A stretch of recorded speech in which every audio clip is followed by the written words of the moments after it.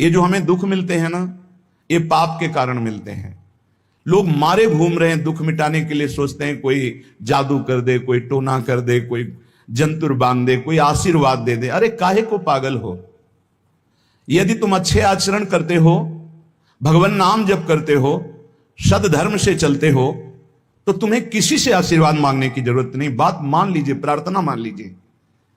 दिखावे में लाखों लोग अपने जीवन को नष्ट करने के लिए तैयार हैं। ये माया का ही तो दिखावा है, इसमें जन्म के जन्म हमारे नष्ट होते जा रहे हैं। सत्य मार्ग को क्यों नहीं पकड़ते हो? किसी के आशीर्वाद की जरूरत नहीं आपको आनंद प्राप्ति के लिए। आप आनंद के बच्चा हो, आनंद स्वरूप हो। जिनसे आशीर्वाद मांगते हो उनके अंदर जो आत्म तत्व बैठा है वो तुम्हारे अंदर बैठा है। वही संपूर्ण आनंद लिए तुम्हारे अंदर बैठा है। तुम्हें किसी से गिगियाने की जरूरत नहीं। बस तुम अपने स्वरूप को नहीं पहचान पा रहे हो, अपनी शक्ति को जागृत नहीं कर पा रहे हो, इसलिए तुम दौड़े घूम रहे हो। भागने की जरूरत नहीं है। सत्संग सुनो, उसे अपने आचरण में उतारो। ये बात आप कागज में लिख लो, चाहे दिमाग में लिख लो। जब तक आपके आचरण शुद्ध नहीं होंगे, जब तक आप भजन नहीं करोगे, जब तक आप दूसरों को सुख नहीं दोगे, मन वचन कर्म से किसी को भी दुख नहीं पहुंचाना, तब तक आप भागे। और यहां से लेकर ब्रह्मलोक तक अगर आपको सुख मिल जाए तो बता देना। आ ब्रह्म भुवनान लोकान पुनरावर्तिनो, अर्जुन यहां सुख मिलने वाला है। आ ब्रह्म स्तंभ पर्यंतम सर्वम मायामयम जगत, यहां सुख मिलने वाला है। अगर सुख सिंधु भगवान का भजन नहीं करेंगे, बैठ के अपने घर में बैठकर आधा घंटा भजन नहीं करेंगे, मारे घूम रहे हैं, सोच रहे हैं ये भगवान का अवतार है, हमारा कल्याण हो जाएगा। ए भाई, जब भगवान वास्तविक अवतार लिए और जो भजन नहीं किए उनका भी कल्याण नहीं हुआ। भगवान के अवतार के समय हम भी रहे होंगे कहीं ना कहीं, किसी जीव जंतु के कल्याण हुआ क्या? अब भजन करोगे तो कल्याण हो जाएगा। हमारी बात मान लो। बार बार आपको कभी कड़वे शब्दों में, कभी मीठे शब्दों में बताते हैं, ए भाई, बचपन से भगवान के मार्ग में लगे हुए हैं, हमको अपना कर्म भोगना पड़ रहा है। जो शरीर रचना के समय रचा गया था, वो सुखद या दुखद कर्म भोगना पड़ा। रामकृष्ण परमहंस जी के कैंसर था, भाई जी हनुमान प्रसाद पोद्दार जी के उदर में कैंसर था, बड़े बड़े महापुरुषों को भोगना पड़ा। तो प्रारब्ध को भोग लो। ये भोगने की सामर्थ्य नाम जप से आ जाएगी, और नाम जप करके जन्म मरण के चक्र से मुक्त हो जाओ। मान लो मेरी बात। क्या वृंदावन की परम पावन रज से बढ़कर त्रिभुवन में कोई रज है? इस रज में बैठकर तुम्हें आनंद नहीं मिल रहा तो कहां मिलेगा तुम्हें?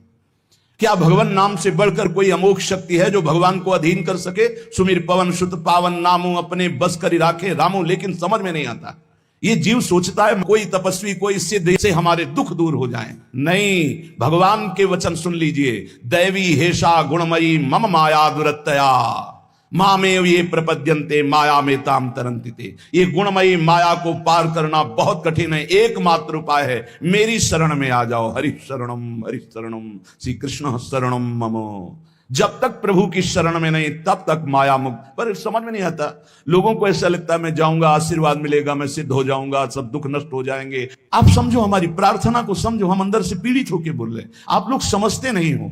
भगवान का भजन किए बिना कहीं भी भाग के चले जाओ, आपको शांति नहीं मिलेगी प्यारे। और घर में बैठकर यदि भजन करोगे तो घर तीर्थ हो जाएगा, घर में भगवान पधारेंगे, आप आनंदित हो जाओगे। संत संग का फल होता है भागना, मिट जाना। सत्संगति संसति कर अंता, ये जो जन्म मरण का भागना, ये मिट जाएगा। ये छोटे मोटे भागने से, शब्द सुना, मनन किया, आचरण में लग गए। कभी महीना 2 महीना में अगर संयोग बना तो हम बैठ के सत्संग सुन रहे हैं, नहीं तो हमारे पास यंत्र है, हम रोज उससे नवीन उत्साह प्राप्त करें भगवत मार्ग में चलने का। जब मिले तब दर्शन कर लिए, नहीं तो हम उनकी आज्ञा पर चल रहे हैं, तो हमारा सदैव सानिध्य है। भागने की जरूरत नहीं भाई, नहीं। थोड़ा चैन लो, थोड़ा शांति लो। भागने की जरूरत नहीं है। अंदर से भगवान को सुमिरन करने की जरूरत है। थोड़ा संयम में आओ। जिसको देखो मनमानी आचरण कर रहा है, सोचता है कोई संत महात्मा आशीर्वाद दे देंगे, तो तुम्हें संत महात्मा मिलेंगे ही नहीं। तुम करोगे पापाचरण तो संत महात्माओं का सानिध्य ही नहीं मिलेगा। पापवंत कर सहज स्वभाव, भजन मूर्ति भावन काऊ, जो पे दुष्ट हृदय सोई होई, मोरे सन्मुख आओ की सोई। अच्छे आचरण करो, घर बैठे महात्मा मिल जाएंगे। कोई आ जाएंगे ऐसे, तुम्हें कृतार्थ कर जाएंगे। कहीं तुम भेज दिए जाओगे जिनके वचन से तुम कृतार्थ हो जाओगे। हमारी प्रार्थना को मानिए। अपने इस अमूल्य मानव जीवन को कूड़ा करकट की तरह मत नष्ट कीजिए। श्रीपाद कह रहे हैं, नेत्रे उत्पाटित सपदि स्त्री क्षणे लालसा चेत। यदि ये गंदी लालसाएं उत्पन्न हो रही हैं तो थोड़ा शासन में लाओ अपनी इंद्रियों को, छूट मत दो। बहुत जीवन व्यर्थ कर दिया इन इंद्रियों ने, अब सावधान हो जाओ। तुम स्वतंत्र सिंहवत जीवन व्यतीत करने के लिए मानव जीवन प्रकट किए भगवान ने तुम्हारा। तुम इंद्रियों के गुलाम होकर, मन के गुलाम होकर, भोगों के गुलाम होकर के जीने के लिए नहीं आए हो मनुष्य देह में। देवता तरसते हैं इस मानव देह के लिए। क्यों? क्योंकि साधन धाम मोक्ष कर द्वारा, इससे साधना करके हम जीवन मुक्त महापुरुष हो सकते हैं। लेकिन नहीं, बस कोई ऐसा कुछ कर दे जिससे हमारा पति बन जाए, कोई ऐसा कर दे कि हम स्वस्थ हों को भोग भोगें, कोई ऐसा कर दे सारी झंझटें मिट जाएं। अरे औरों की तो बात जाने दो, भगवान जिनके घर में अवतरित हुए आप वहां दृष्टि डालिए। इतने बड़े भजनानंदी महात्मा वसुदेव और देवकी कंस कारागार में बंद किए हुए भगवान पधार रहे हैं, हथकड़ी बेड़ियों से जकड़े हुए। आप विचार कीजिए, भगवान के सिवा तुम्हें कोई बंधन मुक्त नहीं कर सकता। और सब तरंगे हैं, भगवान भगवान है, हमारी बात को समझ लो। भगवान भगवान है, भगवान के भाव में डूब करके सब भगवत स्वरूप हैं। तरंग में वायु विकार है, वायु विकार हटा तो समुद्र ही है। पर इतना भेद है कि समुद्र करोड़ों अनंत तरंगे प्रकट कर सकता है, लेकिन एक तरंग समुद्र नहीं प्रकट कर सकती। ऐसे ही जितने महापुरुष हैं, जितने सिद्ध महापुरुष हुए हैं, भक्त हो चाहे ज्ञानी हो चाहे योगी हो, वो माया विकार को नष्ट करके ब्रह्म रूप में लीन हो गए, तो ब्रह्म स्वरूप वो भी हो गए। ब्रह्मविद ब्रह्म ही भवति। लेकिन ब्रह्म तो ब्रह्म है, जिसने एक संकल्प मात्र से अनंत सृष्टि का सृजन कर दिया, उसकी समानता करने वाला त्रिभुवन में कोई नहीं है। तो उन्हीं भगवान की, चाहे निराकार मानो, साकार मानो, सगुण मानो, निर्गुण मानो, उन्हीं भगवान की शरण में जाने के लिए सब संत महात्मा, और जो भगवान की शरण से अलग करके अपने को भगवान माने, तो हमें लगता है फिर बचना चाहिए ऐसे भगवानों से, जो अपने वचन से, अपने आचरण से, अपनी हृदय की भावनाओं से जीवों के माया जनित आकर्षण को नष्ट करके श्री भगवान से प्रीति करावे। उसे संत कहते हैं, उसे ब्रह्मर्षि कहते हैं, उसे महात्मा कहते हैं, उसे भक्त कहते हैं। शास्त्र उठा के देख लो, ब्रह्म स्वरूप हो गए हैं। दूसरों ने अनुभव किया कि साक्षात ब्रह्म है, लेकिन वो जब बोले तो अपने को ब्रह्म नहीं बोले। वो स्वामी तुलसीदास जी साक्षात भगवान के स्वरूप हो चुके। वो क्या कह रहे हैं? जो मैं अपने अवगुण कहूं, बाढ़े कथा पार नहीं लहूं, ताते मैं कछु अलप बखाने, थोड़े महू समुझे सयाने। कह रहे मैं अपने अवगुणों की यदि कथा कहूं तो ग्रंथ भर जाएगा। थोड़े बता दिए हैं कि मैं अवगुणी हूं, इसमें जो विवेकी जन हैं वो समझ पाएंगे मेरी बात को। क्या समझ पाएंगे? कि भगवान की शरण में जाने से जीव भगवत स्वरूप हो जाता है। गोस्वामी जी भगवत स्वरूप है, सामने भगवान बैठे हुए सबरी माता का स्तवन कर रहे हैं नवधा भक्ति के द्वारा। और सबरी जी ऐसा कह रहे, अधम ते अधम, अधम अति नारी, तिनमा मैं मति मंद अघारी। ये है महापुरुष। भगवान के चरणारविंद की, नाम की, लीला कथा की वृत्ति हृदय में जिनके संग से जागृत हो, वही सत्संग है। हम लोग बड़े बावरे हैं। अरे तरंग कभी समुद्र प्रकट कर सकती है? सब तरंगे हैं। वायु विकार हटा समुद्र हो गई, मुझे कोई इस पे संशय नहीं। बूंद अलग है तो बूंद है, और समुद्र में गिर गई तो समुद्र है। लेकिन बूंद समुद्र नहीं प्रकट कर सकती। ऐसी करोड़ों अनंत बूंदे समुद्र से, लहरों से ऐसे उठती रहती है। उनका नाम भगवान है, जिनसे अनंत महात्मा, अनंत ब्रह्म ऋषि, अनंत ब्रह्मांड सृजन, उन भगवान की शरण में जाने से इस माया से मुक्ति होती है। साहब समझ नहीं पा रहे। अरे जिनका नाम जप कर, जिनका चिंतन करके, जिनके आश्रय से जीव ब्रह्ममय हो जाता है, भगवत स्वरूप हो जाता है, वही तुम्हें करना है। यही सत्संग से प्राप्त होता है। अगर ये ना प्राप्त हो तो सत्संग नहीं है। वो कहीं ना कहीं घुमा करके हमको भटकाया जा रहा है। भगवान भगवान है, वही सबके हृदय में है। जो हृदयस्थ भगवान में तन्मय हो गया, उसमें और भगवान में अंतर नहीं। बिल्कुल मुझे संशय नहीं, पर भगवान भगवान हैं, इतना समझना पड़ेगा। उनके स्थान में कोई नहीं है, उनके समान कोई नहीं है, फिर उनसे बड़ा कौन हो सकता है? ये भोले भाले जीव समझते नहीं, भागे घूम रहे हैं। उन्हीं भगवान का नाम जप करो। चीख चीख के कहते हर प्रश्न का उत्तर नाम है। अगर नाम जप करके देखो तो प्रश्न ही नहीं रह जाएगा, सब समाधान हो जाएंगे। और भागे घूमे तो कभी प्रश्न की कभी शांति नहीं होगी, संशय पर संशय उठता चला जाएगा। श्रीपाद कह रहे हैं, यदि हमारी इंद्रियां कुमार्गगामी हो रही तो हमें शासन में लेना चाहिए। शासन में नहीं लोगे तो शासन तुम्हें शासन में ले लेगा।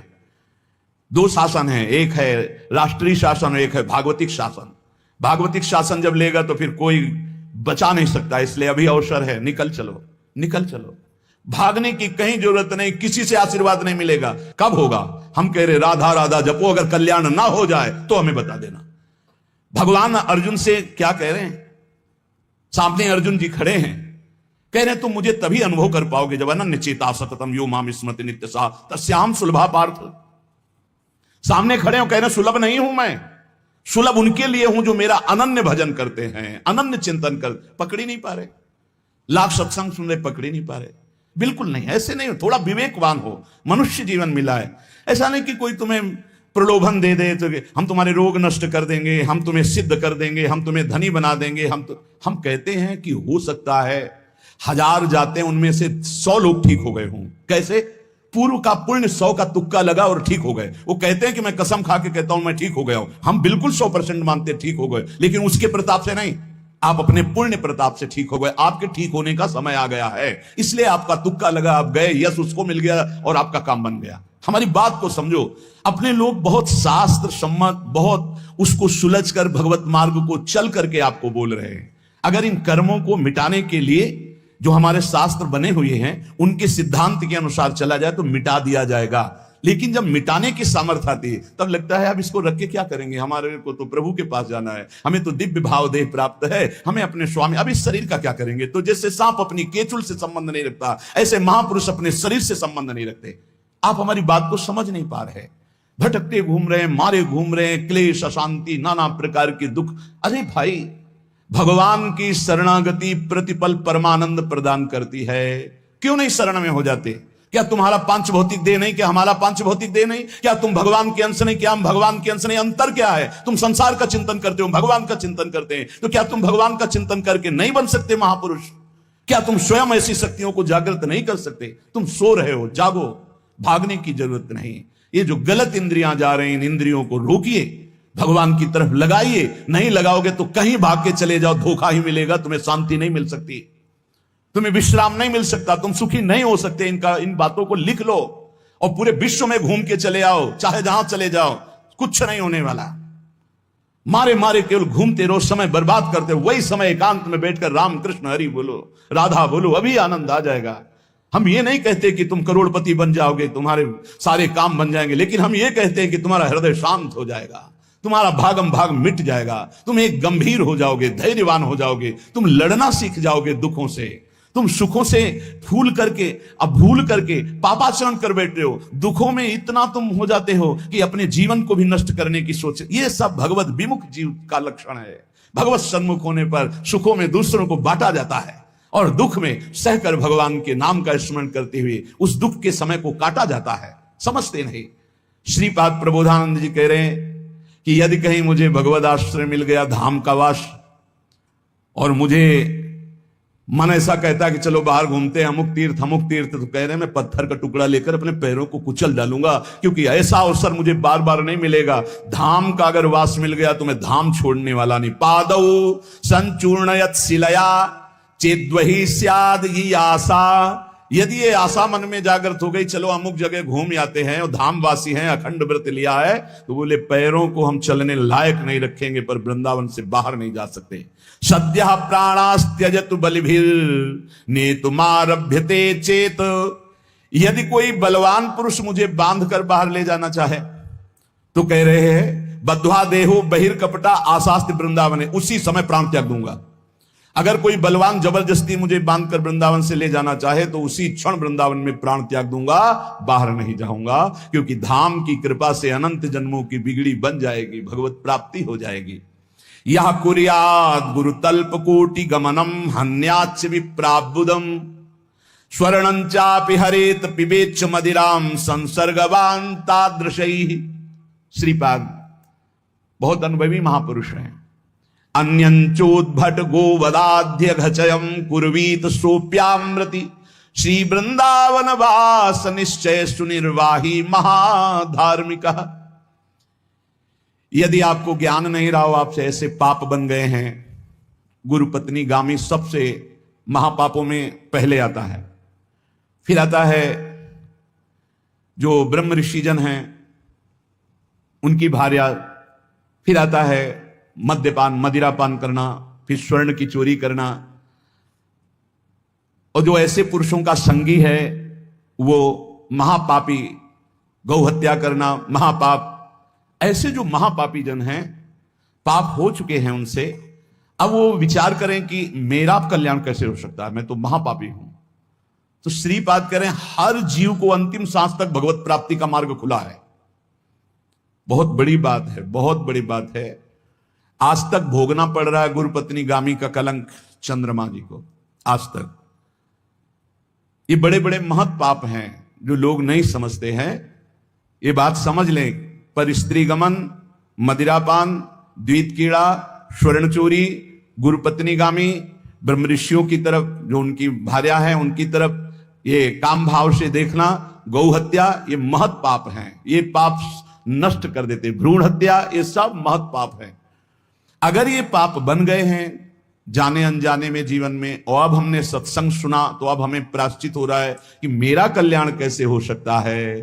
तो श्रीपाद कह रहे हैं एक बार हृदय से जलन पैदा करो कि मेरे से बहुत गलती हो गई, और सीधा हम वृंदावन आ जाओ, वृंदावन की परिक्रमा करो, रज में लौटो, रसिकों का संग करो। ये नियम ले लो कि अब जीवन में कभी पाप नहीं करेंगे, और नाम जपना शुरू कर दो। तो कह रहे हैं निश्चय सुनिर्वाही महाधार्मिका, निश्चित वो धार्मिक हो जाएगा, उसके सारे पाप नष्ट हो जाएंगे और भगवत प्राप्ति कर लेगा इसी जन्म में। भगवत प्राप्ति आखिरी सांस तक हो सकती है।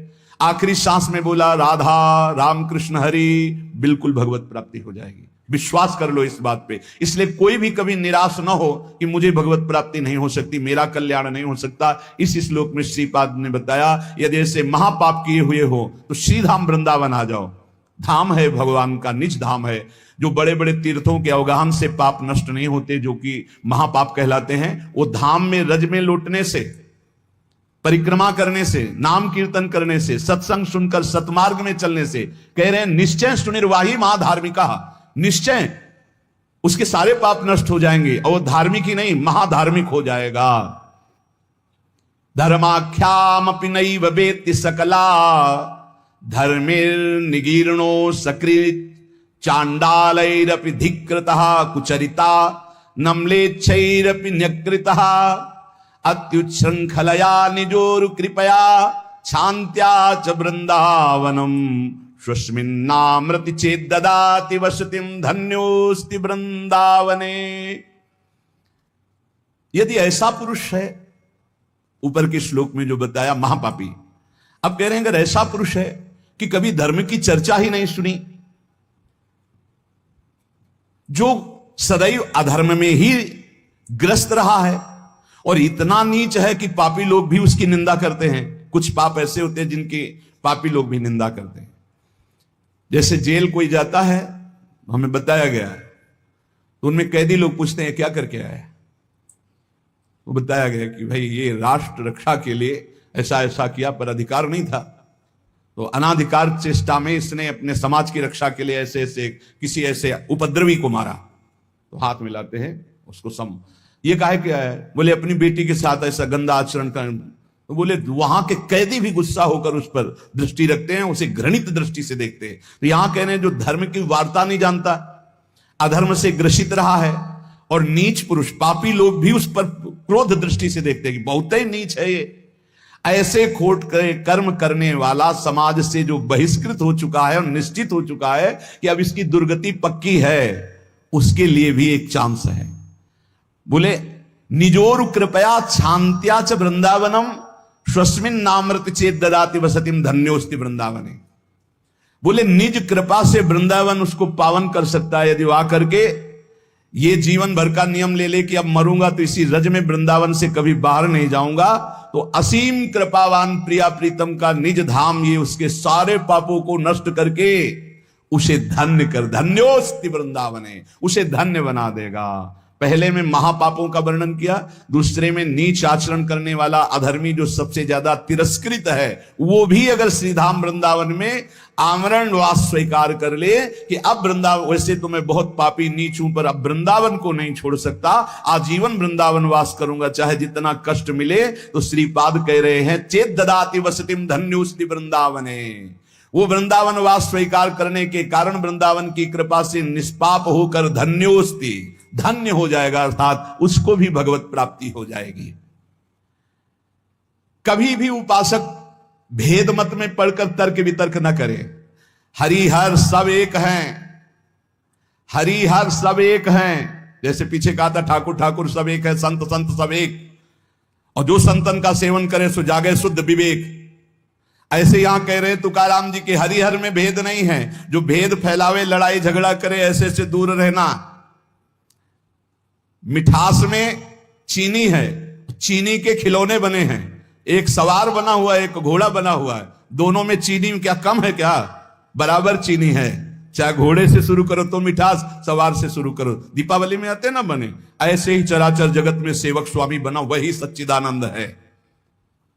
हरिहराम भेद नाही नका करुम वाद, एक एकाचे हृदयम गोडी साखे रेचे ठाई। जहां हरिहर में कोई भेद करके निंदा करने लगे, वहां से कान में उंगली डाल के चल देना चाहिए। एक ही ये परम तत्व है। ये झूठ मूठ अज्ञानी जन बहस करते रहते हैं, इनके हृदयों में बिल्कुल भगवदानंद की मिठास नहीं है, इनकी बातें नहीं सुननी चाहिए। भेद करने वालों की दृष्टि में जो माया का पर्दा लगा हुआ है, भक्तों की दृष्टि में वो पर्दा नहीं होता। वो बेपर्द देखते हैं कि सर्वत्र एक ही भगवान विराजमान है। जो सर्वत्र एक ही भगवान विराजमान ऐसा मान लेते हैं, उनके आगे पीछे दाएं बाएं भगवान की रक्षा शुरू हो जाती है। ध्यान रखना। जो सर्वत्र अपने भगवान को देखते कि सब रूपों में मेरा ही भगवान है, तो कह रहे देवु उभा मांगे पुंडे उगवी कोंडे संकटा। कोई संकट उसे छू नहीं सकता, चारों तरफ से भगवान की सुरक्षा रहती है उस भक्त के जीवन में। विश्वास करो इस बात पर, चारों तरफ से भगवान सुरक्षित रखते हैं। और जो सदैव संतों का स्तवन करके भगवान का भजन करता रहता है, उसमें कोई ऋण नहीं रह जाता। ये भी एक प्रश्न आया था, ये देव ऋण, ऋषि ऋण, मातृ ऋण, पितृ ऋण, इनसे कैसे ऋण हुआ जाए? क्या कह रहे हैं तुकाराम जी?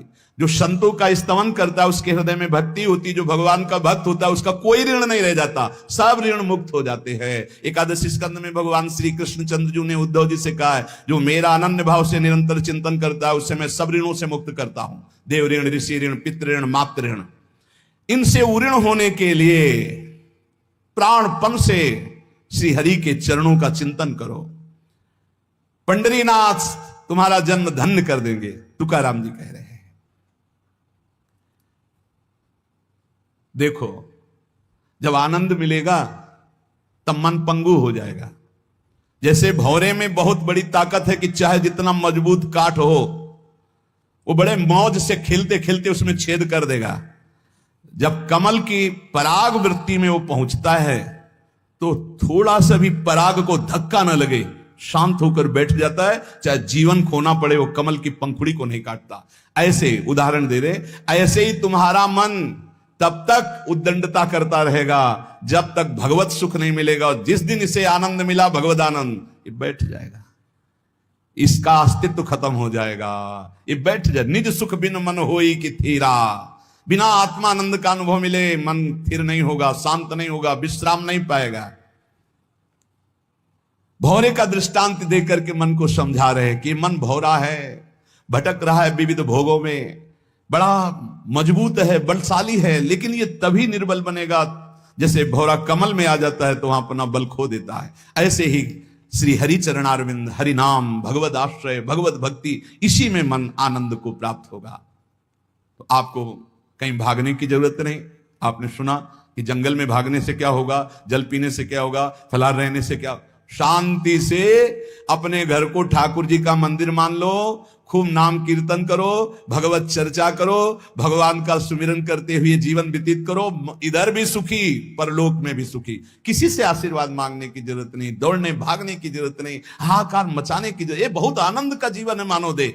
बस सुलझ जाओ, शांत हो जाओ, जहां तुम हो वहीं सब ठीक है। जो मिल जाए, रूखा सूखा फल है, अन्न है, जल है, जो मिल जाए, प्राण पोषण करो, भगवान का चिंतन करो, सद आचरण करो, बड़ा आनंदमय जीवन होगा। लेकिन आनंद से जीने के लिए असद आचरण करते हो, पापाचरण करते हो, आनंद की खोज में। कहां पापाचरण में आनंद है? इसलिए सद आचरण में आ जाओ, भगवद आश्रित हो जाओ, खूब नाम जप करो। भगवान मंगल भवन है, इस गेम से निकाल देंगे।